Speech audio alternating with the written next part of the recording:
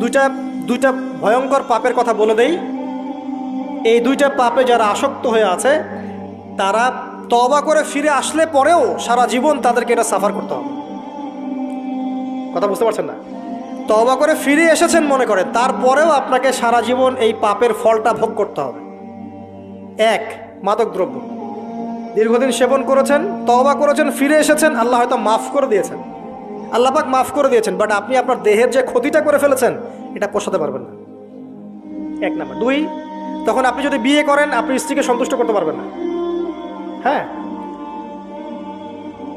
দুই নাম্বার হচ্ছে এই যে গোপনে যুবকরা যে পাপটা করে, মাস্টারবেশন, যেটাকে আমরা বলি হস্তমৈথুন, এই পাপ যেসব যুবকরা করছে বা করে, এবং অ্যাভেলেবেল এই পাপটা সবাই করে, কারণ এখন পর্নের যুগ, পর্ন দেখলে তো আর কোনো উপায় নাই, তখন তো এই পথেই যেতে হচ্ছে, নিজের উপরে নিজেকে জুলুম করতে হচ্ছে।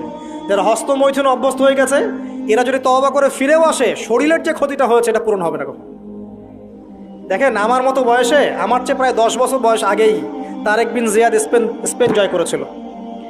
আমার যে বয়স এখন চলছে 30 পার হয়ে গেছে, এর চেয়ে আরও প্রায় 10 বছর আগে মুহাম্মদ বিন কাসিম এই সিন্ধু জয় করেছিল। এখন যে ইসলাম আপনি ভোগ করছেন এটা তাদের ফল, তাদের এই জিহাদের ফল।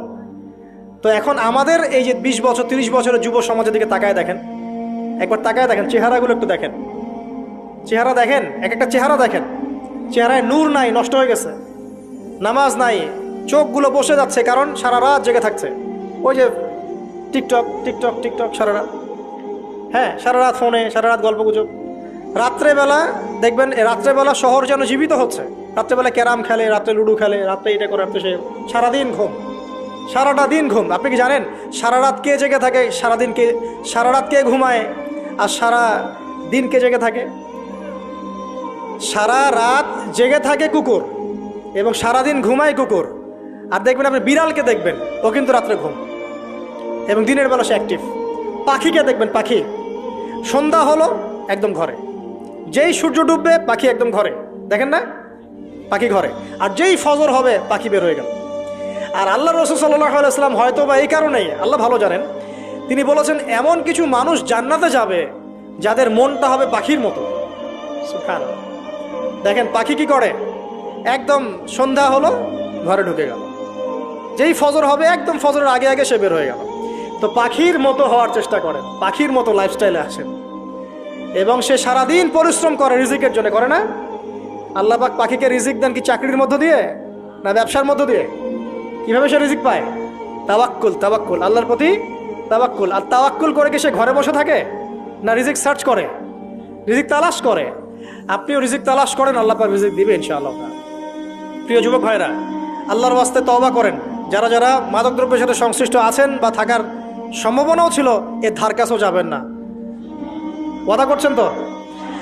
এবং গোপন পাপে লিপ্ত হবেন না, গোপন পাপে লিপ্ত হবেন না। আপনি যৌবনকে ধরে রাখেন, ইনশাল্লাহ দেখবেন আপনি সারা জীবন এনজয় করতে পারবেন ইনশাল্লাহ। কিন্তু যদি এখন নিজেকে শেষ করে ফেলেন, এখন নিজেকে শেষ করে ফেললে আপনি বিয়ে করলে পরেও দেখবেন আপনি পস্তাচ্ছেন। ওই যে কলিকাতা হারবালে যেতে হবে, তখন মডার্ন হারবালে দৌড় দিতে হবে। আর সব হারবাল টারবাল খেয়ে লাভ হয় না। কারণ কি? কারণ আল্লাহ প্রদত্ত যে নেয়ামত সেটা আপনি নষ্ট করে ফেলেছেন, এখন এইটা আর আপনি ক্ষতিপূরণ দিতে পারবেন না। অতএব জীবনটাকে সিরিয়াসলি নেন। মুসলিম তরুণ যুবকদেরকে উদ্দেশ্যে বলছি যে আপনারা কায়িক পরিশ্রম করেন, কায়িক পরিশ্রম করেন। 5 ওয়াক্ত সালাতটা আল্লাহর ওয়াস্তে নামাজে মসজিদে এসে পড়েন। বেশি কিছু করতে বলছি না ভাই, আমার কথা শোনেন, বেশি কিছু করতে বলছি না।